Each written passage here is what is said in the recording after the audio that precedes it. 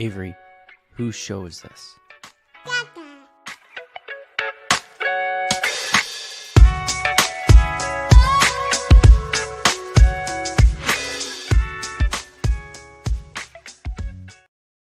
And we're live. Welcome, everybody, here to the Lakers Lounge Podcast. I'm Anthony Irwin, Senior Lakers Insider for Clutch Points. And today on the show, we're going to be talking about a whole bunch of stuff. It's actually kind of a loaded show because I haven't done a show in a couple of weekdays. And, because of the holiday, my folks are getting ready to take off here. So I've been trying to just kind of soak in every extra moment that I possibly can. Today's show is going to be slightly shorter because we have a post-game show, later in the evening, right? The Lakers play the Portland Trailblazers tonight, which means we'll be doing a post-game show there, and those tend to go a little bit longer. So I'll go ahead and save some of the takes for that one.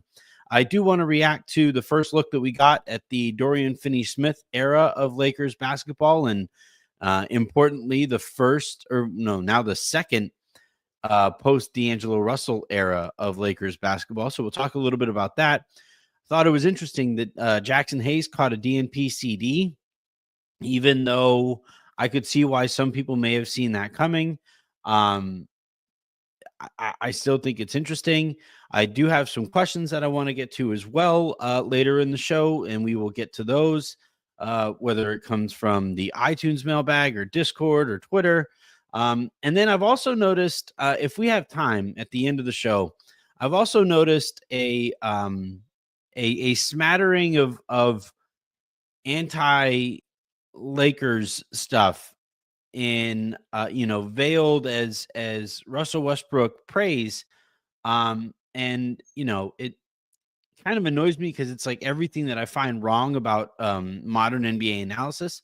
So we will talk about that at the end of the show again, if there's room. If there isn't, I'll move it to this evening when Raj and I get together after the Lakers hopefully beat the Portland Trailblazers. But let's start, though, with the Lakers losing to the Cleveland Cavaliers on New Year's Eve. So the first one here is, the first things first, right? The Lakers lost 122 to 110. The Cavs are 29-4. That is, I hate it when people say this, or I hate like how this sounds. You're supposed to say unhistoric. I think it sounds stupid, so I'm going to say it's, and I get why, right? Because like then it sounds like you're saying anti-historic, but it is a space historic run that the Cavs are on to start the season. 29-4 is incredible. And they looked the part. I thought that the Lakers showed a lot of fight to get back into it. The Cavs jumped out to an early lead, and I was like, oh, man. Whew. We'll see how this goes, because it looked like a butt kicking was getting ready to take place. But the Lakers, to their credit, fought back into it and made a game of it, right? At one point, carried a lead in the second half. Couple made shots here and there, and I think the Lakers make it even more competitive and possibly even win. So, like, I think there was a lot to like from this thing. I also thought there was a lot to kind of scratch your head over as well. I think first and foremost, to those of the people who were like hoping for this incredible Dorian Finney-Smith debut, that's probably the worst team that they could have played for it, because Dorian is like a defense first, type impact player. And they don't have anybody that he can really guard, or you would need to use him on. You could try him on Donovan Mitchell or Darius Garland, but it's a bad matchup. His feet don't move well enough anymore to stay with those guys. Max Christie competed his ass off again, given the tough matchup that the Lakers had there. I think they missed Gabe Vincent, which terrifies me to have to say in this one. But like overall, I walked away with it like positively intrigued in what the Lakers can be here moving forward. Rui needed to be a lot better, and I think eventually JJ is going to push for Rui to go to the second unit where he will have more offensive freedom and purpose. And Dorian will move into the starting group where he and Max can really just kind of clamp down on the perimeter and allow Austin to fully focus on offense. Speaking of Austin, holy shit. Austin in 38 minutes went 11 of 20 from the field. Started slow, right? He was like, oh man. He had some problems with turnovers. He had a bunch early and like limited those turnovers over the course of the game. He finished with 35 points, 10 assists, 9 rebounds, almost a 35-point triple-double for Austin. He got to the line 13 times in this game. Something that we haven't seen from him since like his rookie season. And it was just incredible to watch him rise to that moment. Like this was, the best team, frankly, in the NBA right now. They have two now. They had to play a bunch of zone against the Lakers because I this is like people keep asking why aren't the Cavs being taken more seriously as a title favorite, or that that they maybe should be given their record. The reason I can't quite get there is because I don't like the Garland Mitchell combination defensively, and I think Austin going off in this one really kind of highlights that potential issue. But still, Austin, in his own right, absolutely incredible. You look at the plus minuses here. Austin was the only starter. Well, I guess he and AD were the only starters who weren't double-digit minuses in this game, and I honestly think that kind of tracks. The Lakers' offense has been significantly better with Austin on the floor since Max got into the starting lineup. That bench unit has kind of struggled without Austin, and that continued here. Like you look at the point totals, you had AD with 28, LeBron with 23, Austin with 35, and then nobody else got into single digits. Only Rui got relatively close with 7 points. Again, some missed open shots. Rui was 0 of 3 from three-point range, missed some bunnies also, so he probably should have been in double digits. Max Christie was 1 of 5 from three-point range. 2 of his threes went all the way in and popped out. So, if he makes those, he gets to double digits. So there's some context to take into account there. I also don't think it's necessarily a coincidence that the Lakers moved D'Lo, probably their best non-LeBron guy at setting up those kinds of players. And those guys immediately struggled to score the way that they did. Dorian had some open threes that he has knocked down so far this season that he didn't. Not really all that worried about that. Dalton, again, he just can't shoot, man. He went 0 of 5 from three-point range. You look at his game log recently, and his three-point shooting has just been absolutely abysmal since the beginning of December. So through December, he shot 15.6% from three-point range on 3.5 attempts per game. So even his attempts are down. I think he completely lacks confidence shooting from there. So that's going to help the Lakers offense, which I think has really kind of struggled of late. But I don't know. Like I said, I walked away fairly intrigued by what I see here, the identity that the Lakers are trying to build. I do think eventually they're going to need a shot in the arm in terms of creation and initiation, depending on how you feel about Gabe. He's really all that bench unit has to start the offense. That makes me a little nervous.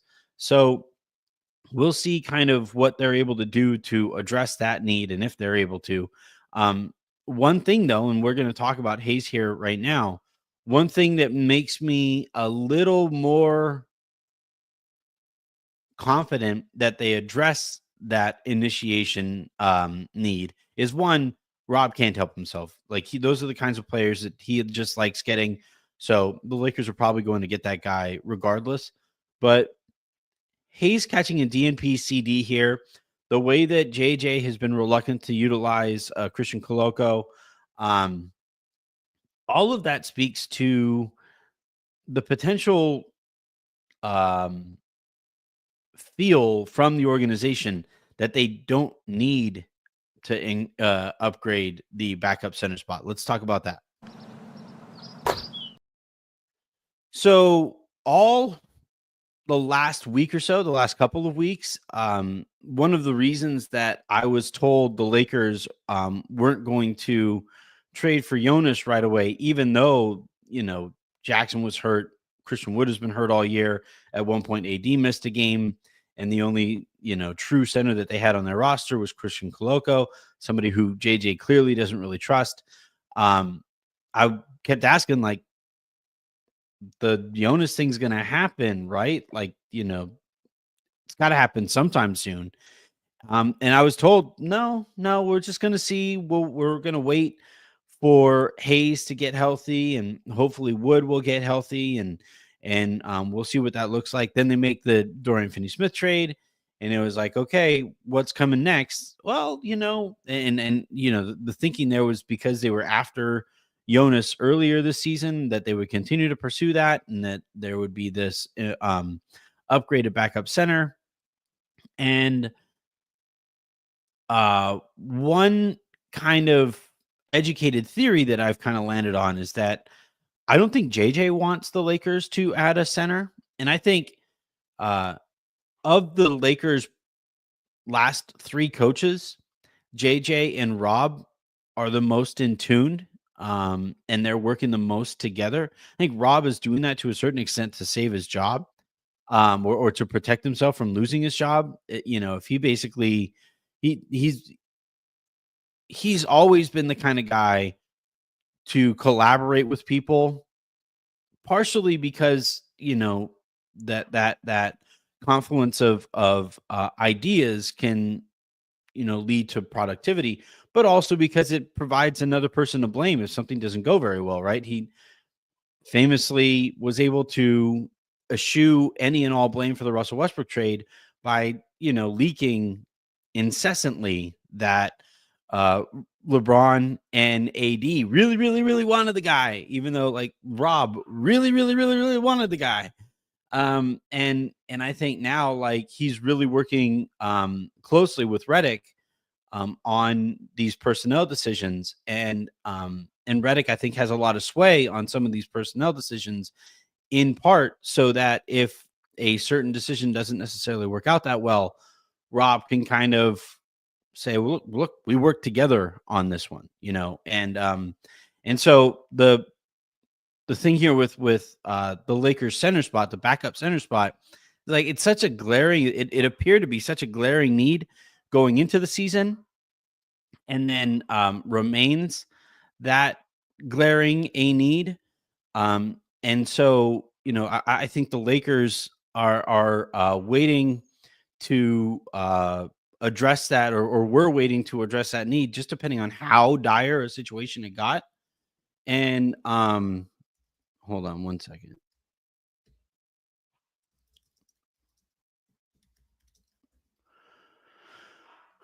I'm watching my in-law's dog, and he is the absolute worst.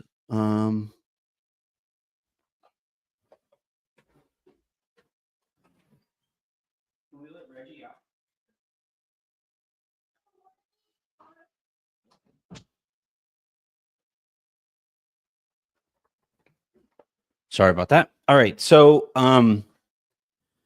yeah, so I had been asking around about the is it going to be Jonas? Is it going to be Rob? Rob Williams? Is it going to be Nick Richards? Is it going to be Walker Kessler? The stuff with the Jazz, that I've said before remains true, that they are concerned if they send a young, solid, to, if not outright good, big to the Lakers, that it might impact the value of their the trade, or the draft capital that they already own from the Lakers down the line. But I think frankly, like, the bigger factor here is JJ would prefer to go really small on the front line, and then make up for that size on the perimeter. Something that like when the Lakers would go small under Darvin, there was no real benefit to it, right? Like they would go small in the front court, and then they would also go really small on the perimeter, and then it was also really small players on the perimeter who didn't necessarily space the floor either. And you would not get any of the benefits that you would be looking for when you went small. And now I think the Lakers will have a few more benefits of going small. You know, Max is a good small ball guard. He defends really well and he's a good rebounder. Dorian is a really good small ball wing / big because he defends and he rebound. Well, he boxes out and he spaces the floor. Austin, I think, is a good small ball point guard because he is going to be bigger than most point guards that he plays against. LeBron obviously is like the prototypical small ball player because he's huge and crazy skilled and can space the floor and all that stuff too. You know, Cam is somebody I think that they're going to lean on in small ball groups as well. He's a switchy defender, and he's long and athletic and stuff like that. So I think Cam's role in this rotation is probably post Dorian. I had kind of wondered who was going to lose their minutes between him and like Dalton or Hayes, and it looks like Hayes has lost his minutes after the Lakers traded for Dorian Finney-Smith. We'll see. Like, you know, one thing that I will credit JJ for is that like he will try stuff. I think right now he's trying out this identity of playing really small and switchy and all of that stuff. And then if it isn't working, he's also shown the ability to recognize that it isn't necessarily working the way that he hoped and will alter course and change course if that's what the situation calls for. So I'm not willing to go so far as to say that like the reason the Lakers aren't going to add a center is JJ Redick. I think that narrows it down far too much. I think part of it is that the center market isn't great, and the Lakers only have so many second round picks that at their disposal, and they don't want to use a first round pick on a backup big.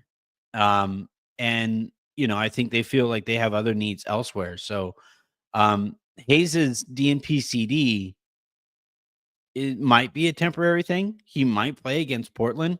They have a big front court too, but like Cleveland's front court is really big. Now they go small when their two centers are off of the court. That, you know, like Niang winds up being like their de facto backup center, or, you know, second unit center. And when you go that small, I think the Lakers tried to match up with that and did so to varying degrees. But like I found it really enlightening that JJ was asked at one point about dual big lineups with Anthony Davis, and he pretty flatly dismissed the notion. I don't think he wants to go there. And if you don't want to go there, then it like trading stuff to go get a player who plays in that role, or you would be acquiring to play alongside Anthony Davis when your coach doesn't want to play another big alongside Anthony Davis. That doesn't make a whole bunch of sense. So, as it stands right now, this is kind of more of a hypothesis. This is more of a theory, an educated guess. And I'm going to continue to kind of look into it. They're being very careful in the framing on this front because this is something that Anthony Davis wants, but clearly something that the coach doesn't really want. So we'll kind of see how things work out when those two factors kind of bump into each other. But I found I found that really interesting. DNP-CD for Jaxson Hayes after all of the talk over the last like week or so was, oh, don't worry, Hayes will be back. Rotation will make more sense. All of this stuff. He's back. He's healthy. Wasn't even on the injury report. And then he also wasn't on the basketball court. All right, let's look really quickly here at some questions from you, the listener. We have some from Twitter that we could get to. I'm going to look here at we have a couple reviews that I can get to here, 5-star reviews that we can get to. All right, so Kush Corleone started us off last Friday with update, don't panic. This is the longtime listener that had the name popping up as a bunch of emojis. This is not a drill. Apple did some type of update that where the option to change it is literally right under the comment section. So we're back. All right, way to go, Kush. But in all seriousness, considering everything you've already mentioned on why they should upgrade the roster, why are they so scared of using the picks if they can just trade our top talent minus LeBron for obvious reasons? Like, let's say you go all in and it doesn't work. Is the thought process of you'll be able to trade at least 3 to 4 players for draft capital to recoup those future picks and do their idea of a rebuild, not even crossing the front office's mind? I think it's frankly excuse making. Like, if you like go all in for one final shot for LeBron, for AD, for now Austin Reeves, who they consider like a cornerstone piece of the team, if you can't go all in to give yourself a shot with those 3 guys, and then also can't figure out a way to turn through those 3 guys into picks somewhere down the road to kickstart your rebuild, then what exactly are you good at is my question. And I think like this is a good question. And like the way that I'll put it, literally texting with Pete like seconds before we went on the show. And the way that I put it to him, because I've been listening to the LFR pod recently, and he doesn't sound all that thrilled on that pod about the Dorian Finney-Smith edition. And I think he brings up good points on that pod too. And I can't wait to talk to him on this pod about all of this stuff too. But like the way that I put it to him and the way that I kind of feel about the DFS trade is, if it's all that the Lakers wind up doing, it was a half measure. You didn't move your first round draft capital. You didn't improve the team enough to viably compete for a championship now. And you also acquired a player who doesn't help your rebuild on the other side of it because he's 31 years old. So he doesn't make you younger either. If that's all that the Lakers do, I think that would be a substandard trade or transaction window. I think it's more likely than not that they do something else. And if they do something else, it goes from a half measure to an incremental addition, which I'm fine with, right? But if they finish this transaction window and they don't move a first round pick, then it was, a sad hand job of a transaction window.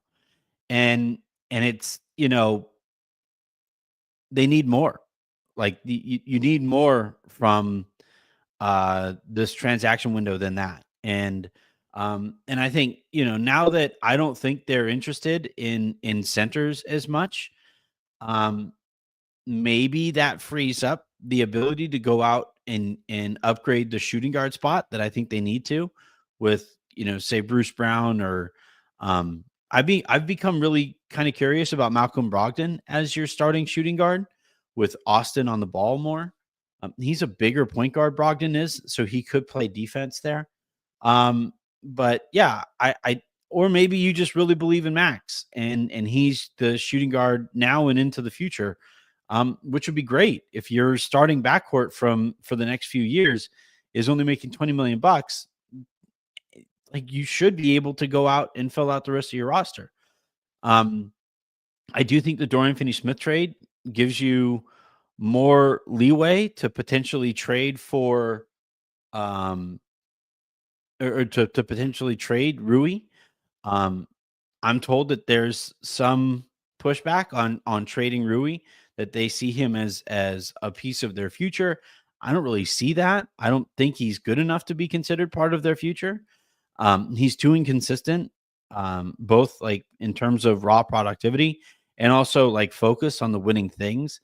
But look, he throws up the LA sign. He sells a bunch of jerseys. He helps you with the Japanese market, which is a big deal financially. and he wears number 28 for Gianna and Kobe, and those are the things that resonate with Genie. So, um, yeah, I they need to do more, and if they can't do more out of concern for the future, but they also can't really focus on the future, then like you're not accomplishing anything. All right. The irony of the CBA, according to iCentaur.com. New CBA is a blessing in disguise as it limits a team's ability to charge a Lakers tax. Go figure. Um, maybe it also means though that like just some trades are just not happening because of this new CBA because it's so convoluted. Um, like every time I feel like I'm getting a grasp for this thing and on my way to making a good, productive Lakers trade or any trade for any team, there's some new CBA rule that pops up and it's like, nope, can't do this. It so and so goes over whatever apron. I hate this new CBA. The league's executives hate the new CBA. The players hate the new CBA. The only people who like the new CBA are the owners because they were able to implement a hard cap that they've been trying to implement for decades. They were able to do it with this thing, and the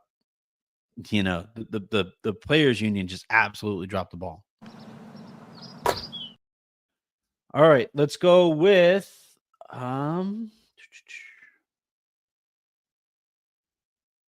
asked for questions and I'm looking for, here we go. All right, we have a few. My buddy, the Kobe Beef. How many Mavs fans have sent you trade machine proposals trying to get Dorian Finney-Smith back to Dallas? I bet that starts next year. So Hamas Tarek writes, do you believe the Lakers are looking to upgrade the positions of Max and Rui if they're truly trying to contend this year? And how much does targeting a low salary big help them make other moves, whether that be Bruce Brown, Kuz, etc.?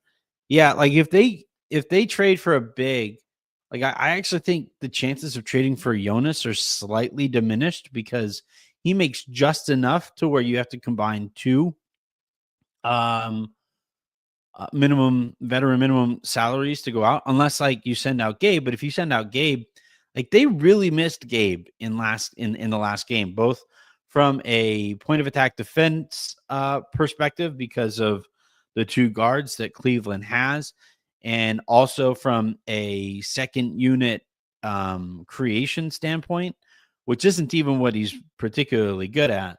But if you send out Gabe for a big, now like you are really hurting for guard minutes. Now I tweeted this out the other day.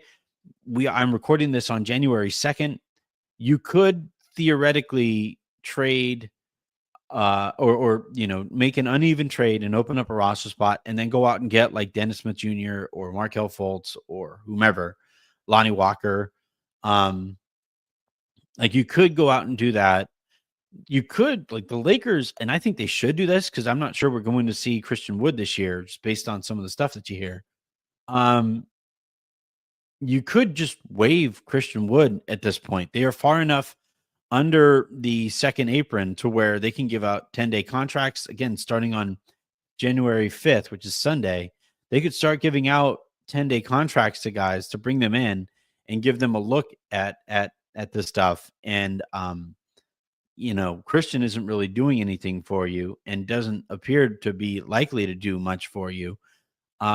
So like I wouldn't hate the idea of just like waving him and wishing him well as he continues to try to fight his way out of the NBA. But yeah, the idea of like upgrading from Max or Rui,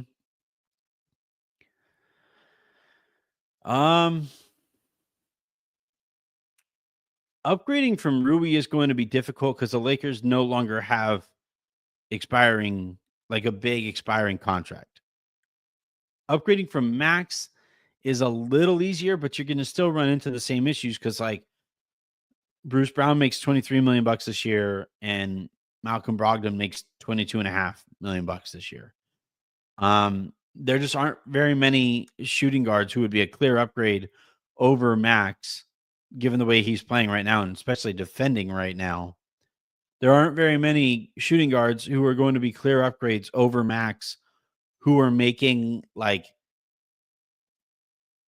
their contract is in the teens this year. That would be kind of what you'd be looking for, just given the contracts that the Lakers have to work with. Another problem that you're having, right, is that like there's real concern growing internally and throughout the league that Vanderbilt is just not going to be able to play this year. And he has a contract extension that extends, into next year, maybe even beyond. And it's like, why would anybody trade for this guy if there's concern that the guy might not be able to play? I think one thing that the Lakers are going to monitor very, very closely is going to be the Lonzo Ball situation. He would operate as like your shooting guard upgrade potentially, and he can also handle the ball with second units too. So, if he's able to like stay healthy, and he does continue to look better and better and better as the year goes on, I do think he's going to they're going to think long and hard about Lonzo. But again, he's making like 20-ish million bucks a year. And that is a tricky number to get to without including like Rui or including Vando, which the Bulls aren't really interested in Jared Vanderbilt because nobody's interested in Jared Vanderbilt. You could trade Gabe. And since you're getting a guard back, you could trade, but they aren't really interested in Gabe's contract because it extends into next year too. So yeah, we'll see what the Lakers were able to do here, but I do think, that central point of needing to upgrade from Max and or Rui in the starting group and finishing groups is an important one. Let's see. I'm going to look at the Discord really quick, and this is a long question here. I'm going to answer this one in Discord because it's a longer question. I want to really quickly just touch on something that I've noticed as Russell Westbrook has played relatively well in Denver, and as there's already highlights going around of D'Lo, the way that D'Lo looks in Brooklyn, though they just lost to the Toronto Raptors, who were actively trying to lose. But the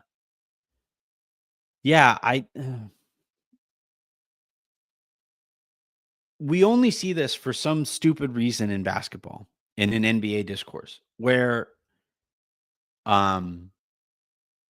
if somebody is doing something well, we can't just say, well, it's a cool story, this person's doing something well. We have to blame somebody for somebody doing something well. And I'm seeing that now with like Russell Westbrook and the Lakers, where like Russ looks good. Has been a good story, positive story there in Denver. And that somehow now has to reflect poorly on the Lakers. Now, there's the infamous Dave McMenamin segment, right, where he said, according to a source, they got rid of the vampire who was sucking the lifeblood out of the locker room. Phrasing isn't obviously ideal there, but we can admit that wasn't going well. And that doesn't mean that like Russ was never going to figure it out ever. Like, watch him play for the Nuggets. Just watch him. The squirrel moments on defense are lessened. He's been a positive defensive player for the Denver Nuggets this year. I think it's a credit to Jokic for his ability to play on or off of the ball. I wished back then, and having seen it now with Austin, I wish we would have gotten more two-man game between LeBron and Russ. But at that point in their careers, neither of those guys wanted to set screens. Russ is a lot more open to doing all of the things that he needed to do to be a consistently winning player. And I think rather than like shit on his time with the Lakers or shit on the Lakers, we should just be able to say, like, yeah, it's cool that this guy is finally open to the little things on a basketball court that make him a more consistently positive impact player. It's also January 2nd, and it's a long season, and they're probably going to see some regression at some point, seeing as they aren't winning at the high clip that they need to continue to reward those those little things, that consistency with the little things. So yeah, I don't know, like, and we're gonna see it. Like, just watch. DAngelo Russell's counting stats are gonna go way up, and his vibes on the Brooklyn Nets are going to be a lot better because he's playing a role that he's more interested in than he was playing with the Lakers. And it's going to happen all over again, where it's like, gosh, man, the Lakers, they just seem like a soul-sucking experience for these players. And it's like, I guess if you want to frame it that way, Lakers fans have high expectations of players.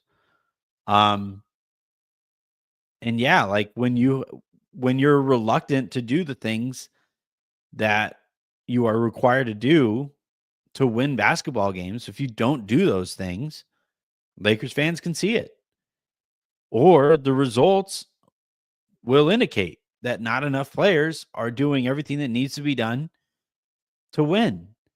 And it's like Russell Westbrook, I don't know why we're still doing this. Russell Westbrook at $4 million a year is good value. Russell Westbrook at $47 million a year, and the limits that places on the rest of your roster is not very good value. And somehow, like, we ignore all of this context because it allows people who don't like the Lakers to shit on the Lakers. And it also allows Lakers fans the bugaboo. Like, there was a lot wrong during the Russell Westbrook era. I thought LeBron was a poor leader during that stretch. He was very passive aggressive. He needed to be aggressive. I thought Rob Pelinka did a really poor job of making up for Russell's deficiencies elsewhere on the roster. But instead, he just kind of like went into his shell and assumed the fetal position and worked way harder to leak who was actually responsible for that not going well than he ever did to fix anything. I thought Frank Vogel did a really poor job of coaching that situation. The best coaches coach the teams that's actually in front of them, and limited coaches refuse to do that and coach their teams based on like what it would look like if they had a roster that better fit their approach to the sport. Ran into the same thing with Darvin Ham too. Like, and both of those guys were Rob Pelinka hires. Like, if you actually want to go back and assign blame for the Russell Westbrook experience going as poorly as it did, it's Rob. That's it. Like, you could trace every single thing that went wrong there back to Rob. And then you could extend that lineup to Jeannie, right? For putting all those people in place. In terms of like the basketball product, yeah, Russ played a big role in the Lakers being a terrible team to watch during that run. Like, of course he played a role in that. They all did. And like, it's cool that he's figuring this out. It's fun to watch him there in Denver. Just like, I was really happy to see D'Lo look a lot more joyful on the basketball court the other day, playing a role that he seems a lot more interested in. Look, winning isn't for everybody. There are plenty of players who make a whole bunch of money in the NBA who never win anything. And it's like, if winning isn't necessarily always the highest priority, as it might not be for DAngelo Russell, then like he can still maximize his time in the NBA. It just won't feature too much winning deep into the playoffs. For Russell Westbrook, like he now is prioritizing winning. He is doing those things that it takes to win. And as such, if the Nuggets make the right kind of moves, if they finally move off of like the young core that they have that isn't particularly good, and they go out and get more guys who can like help them win now, then maybe Russ will be rewarded for doing the winning things that he's been doing with more winning. And now I'm rooting for it not to happen because I don't want another good team in the Western Conference as the Lakers try to figure out their own path to winning more consistently. But yeah, I don't know. This is a lot of ranting. It's a lot of raving, but I would just like for like just at some point when it comes to NBA discourse, I would just like to be able to just say, hey, wow, somebody's playing well. And then that'd be it. It's boring, I guess. And it doesn't feature somebody screaming into a microphone about who is to blame for somebody playing well. But like, we should just be able to say, oh, wow, look at that. That's cool. Look at that player playing well. Look at that team playing well. That's awesome. That's great. And then that'd be it. That'd be cool. I'm saying that with a smile on my face. It's nice to say nice things about people. But, here we are.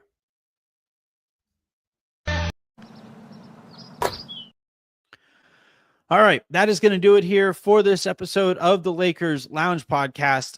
We'll be right back here in the lounge later tonight to recap the game between the Lakers and the Portland Trailblazers, and that will be with me and Raj.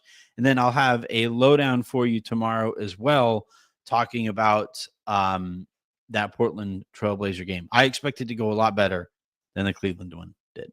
So until then, and until the next time you guys hear from us, I'm Anthony Irwin, saying have a great rest of your day, make somebody else's, and I'll talk to you guys in a few hours.